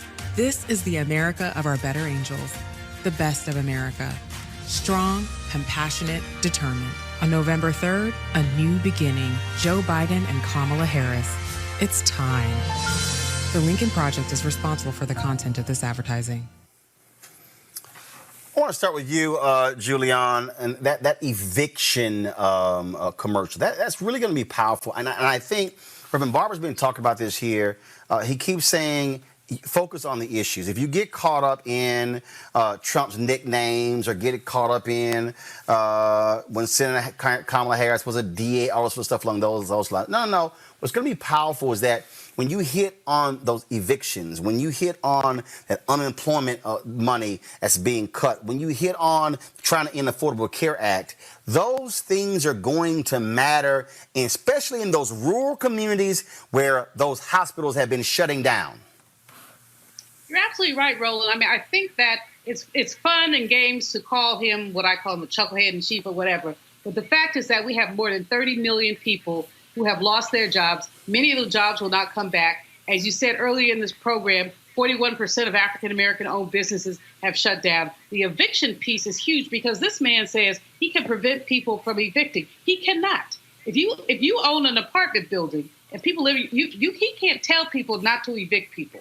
The law does not allow him to do that. He is basically posturing, but the fact is that so many of us have gotten caught up in the fact that the man is a big old fool that we have not looked at substance. He says that he is in favor of funding pre-existing conditions. We already have that with the Affordable Care Act. He doesn't believe in that. So the substance of the perfidy of this administration is what we really need to talk about. It doesn't just affect Black people, although it affects us more, but it affects all Americans. As Reverend Barber has very brilliantly laid out, officially we have about 40 million poor people, but when we talk about near poverty, people on the edge, we're talking about more like 140 million poor people. And that's the question that Dr. King asked. What kind of society creates that many poor people?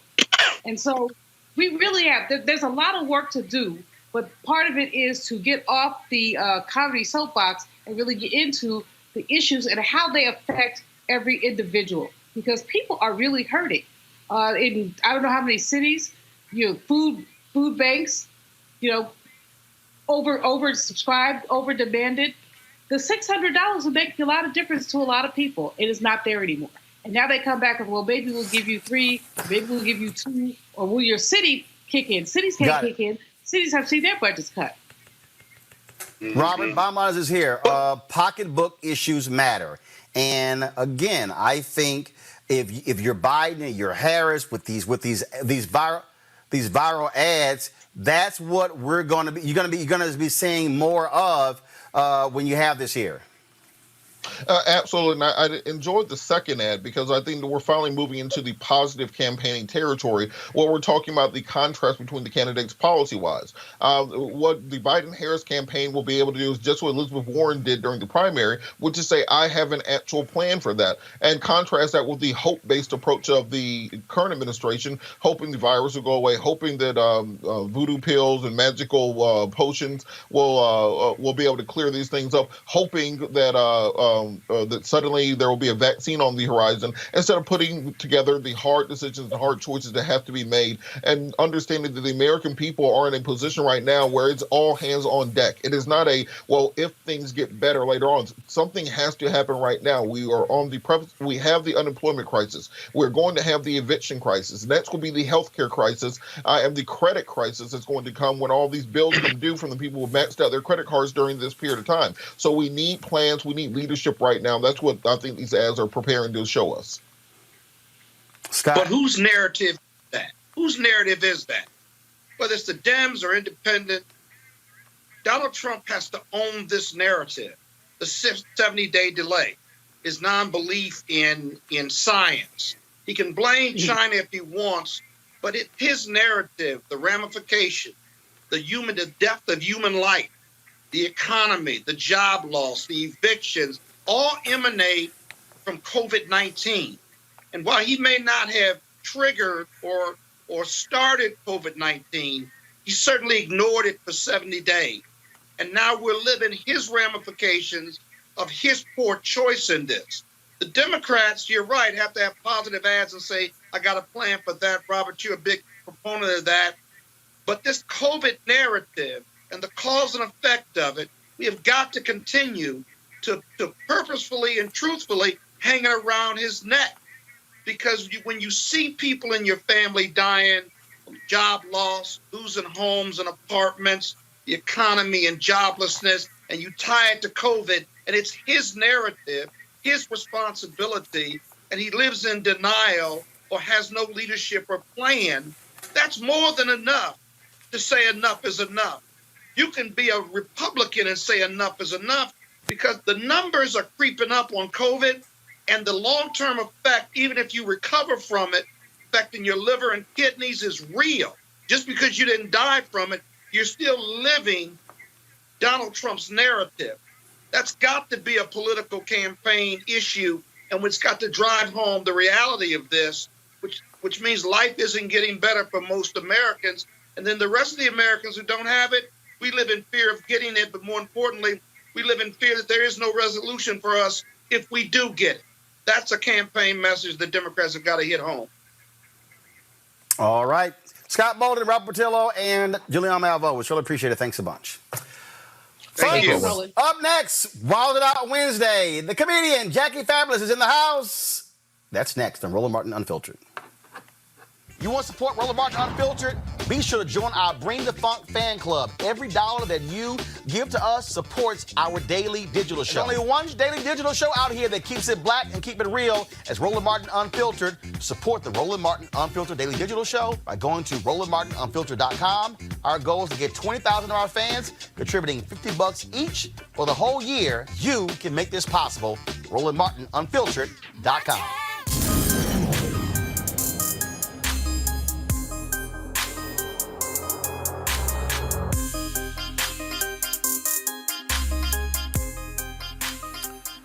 All right, folks, Wildin Out Wednesday, and we are glad to have the comedian Jackie Fabulous in the house. Jackie, what's up? Hey, what's going on? Hi, Roland, Mr. Martin. Nice to meet you. Well, first, you got to pick. Look, Mr. Martin is my daddy. I'm Roland, so we all good. We all good. Okay. So let's get right to it. You've been watching all of this craziness that's going on. What do you make of all these black folks like, oh, Kamala, she ain't black enough? No, she ain't African-American. No, her dad Jamaican, mama Indian. Oh, come on. Oh, you know what? I'm Jamaican, so I'm obnoxious already. I'm like, all right, we got a sister coming in the White House.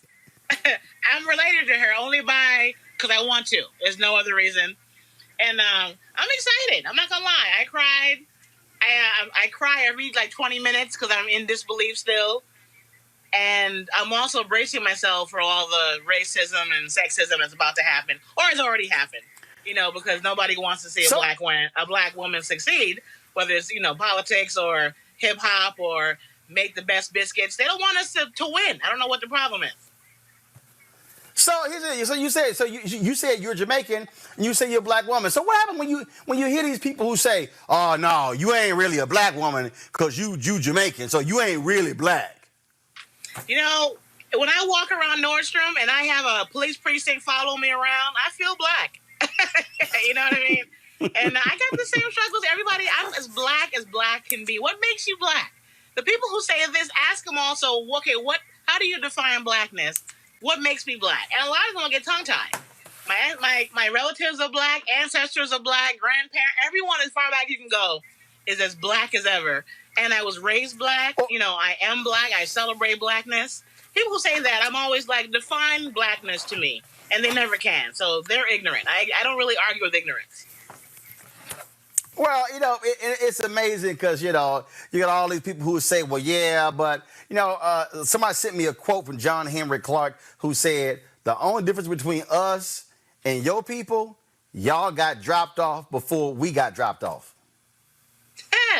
It was funny? If I'm not black, then I want them to tell me, what am I then? If you can't check off that I'm 100% black, what would you define me as? They couldn't answer that question either. Whenever they say you're not, I'm like, well, then tell me what I am. And they could never answer that second part. I'm like, you guys don't have the proof. You're making up stuff. They're insecure in their own blackness for some reason. It comes from ignorance and insecurity. I'm as black as they get. And who was dropped off when? Once again, I'm sure I got slaves if you open the book and go to the last page, there's plenty of slavery in my background also. I was born in America, but my whole family is Jamaican. As long as you are labeled as black when I fill out any paperwork, I'm black.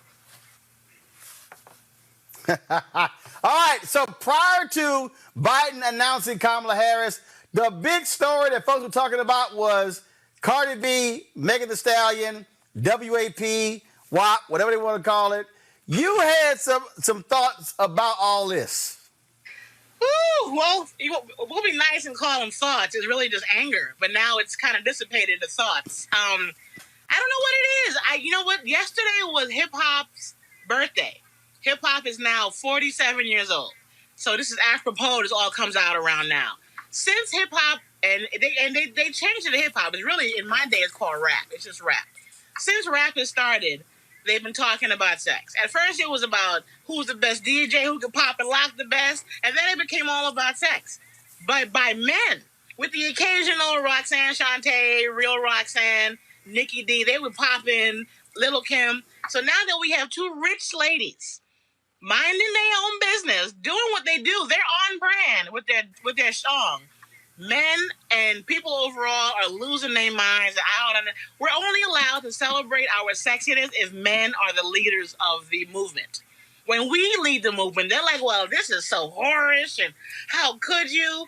What do you expect Cardi B to rap about? Jesus? I mean, she loves the Lord, I know this, but she's not going to, world change, world hunger. Her brand is sexual, as is Meg. And the song is catchy as hell. These people need to relax. And the people who have the most problems probably need the most sex.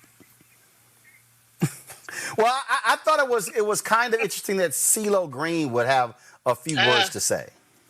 I don't understand. Do they know? Can they define the word hypocrisy? What the hell, CeeLo? What didn't he was quoted as saying that raping or alleged rape of a dead body is not considered rape, and then he had the nerve to post anything. Part of me is like, you know why people who are allegedly guilty of inappropriate sexual behavior is they want to get back in the news.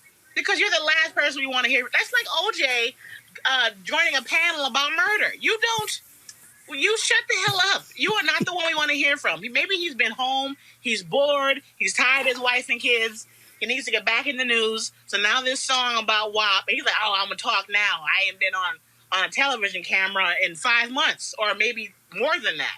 CeeLo was the last person to speak. My God. I saw there was a video you had posted, your comedy act, and you were like, look, y'all got to send me some money, so please share this. And you had me rolling when you were talking about sex in your stand-up act. I mean, I was hollering when you were making it clear to all these young bucks out here. Part of my brand is to educate. My audience are women. That's who I do stand-up for. That's who's in most stand-up comedy club audiences. It's mostly women. They force their men and boyfriends and husbands to come. But women make up most of the comedy fans out there. And my jokes are always relatable. They're like, Jackie, I thought I was the only one. And because I'm, not a spring chicken anymore, I'm in my 40s. Boys don't understand that women don't tell them the truth. And I'm a truth teller. Disguised in humor. But my goal is to make you laugh, feel like you can relate to me, and learn something. You're going to leave my shows. You'll be like, you know what? I had no idea we shouldn't do that. I'm going to help you understand. Oh, so essentially you are a comedic Dr. Ruth. I like that. Ooh, can I steal that? I'm about to write that down somewhere. Yeah. Yeah, you're going to use it. Yes, a comedic Dr. Ruth. Yes, so comedic your Dr. comedy Ruth. is I like that. Thank you. Your comedy is a sex therapy session. Sure. It can be with no. And you know what's funny? People associate a sexual comic act with promiscuity or I don't love God. I wasn't raised right. I have 2-family household. I love God, and I'm kind of single, but not really. But usually the comics who talk about sex all the time, we're not having it. Stop. Hold up. Stop right there. Hold up. What the hell is I'm kind of single? That's like what? I'm a little bit pregnant? What is I'm kind of single? What the hell is that? Well, I'm not going to make any big proclamations during the quarantine. While we all are being bombarded with COVID-19, I'm not going to give anybody a label because right now it might not be real. I'm having fun. I'm having a good time with one guy, and we started dating when COVID-19 hit in March 12th. And it's been fun, but it hasn't been realistic. I haven't gone to work really the way I used to. So wait until the virus is under control and I'm back on an airplane touring the world, and we'll see how real he and I are. Well, first, I got to ask you, you doing a show in front of a green screen, ain't you supposed to put something behind it? You know, this green screen, I created a show and I shot the pilot for it a few days ago. So we had my background. No, let me just, hold up. Let me help you out. Yes. Let me help you out with something, okay? Yes. Right here. Okay, hold up. Yes. Hold up. Let me help. I'm trying to take this off so I can help, because if you're going to do a green screen, I'm just saying, like, do a green screen. Well, we're on FaceTime. That's why how you change a green screen on FaceTime. We're not on Zoom. If this was Zoom, I would give you something. Yeah, but you can also, you know they have apps for that. I know. Look, Roland, I ain't had time for all that, man. This is flattering, and I'm wearing a safari shirt that makes the green pop. I don't have any. Usually, you know what I usually have this in the background and my law degree, because I have a law degree. I'm a lawyer. I know. Usually I have all that showing. But today it's just my face. This is all you get. Yeah, I just want to show you, just so you know, I'm at home, Jackie. You see this? Yes. You see this? Yes, it's a green screen, Jackie. I just want to let I you know. don't see anything, actually. Hold on. I don't see anything. Right, you're actually, FaceTime, all I see is my box. Yeah, gotcha. That's right, because you didn't have the feedback. So when you see the video playback, you'll see that I put my green screen up, but then we also have the graphics. Teach me, Your Honor. Since your comedy is sex therapy, I'll give you a free technology consult to help your interviews. But I don't want people to watch this and think I don't really talk about sex in a raunchy way, because the comedy you saw. No, you don't. No, I'm serious. Okay, hold on. Let me explain you. It was a Saturday. I'm scrolling, and I came across it was like a 7-minute video. On Twitter? I was hollering, cracking up. I sent my booker, Jackie. I sent Jackie Clark. I'm telling you what happened. I sent Jackie Clark, my booker, a text. I was like, get her ass on the show. This was hilarious. Oh, thank you. that was from you weren't watching. It was funny. Thank you. That was from This Week at the Comedy Cellar on Comedy Central, and I taped that right before the virus shut the world down. So I appreciate you retweeting me and telling the world about me. Yes, indeed. All right. So you said, look, y'all, I ain't working. I need some money. We always do this with our comedians. Give folks your Cash App. Oh, my Cash App is $ Jackie Fabulous. Very easy. $ JACKIEFABULOUS. And fun fact for you, Roland, today is my birthday, August 12th. All right, then. Well, happy birthday. Thank you very much, sir.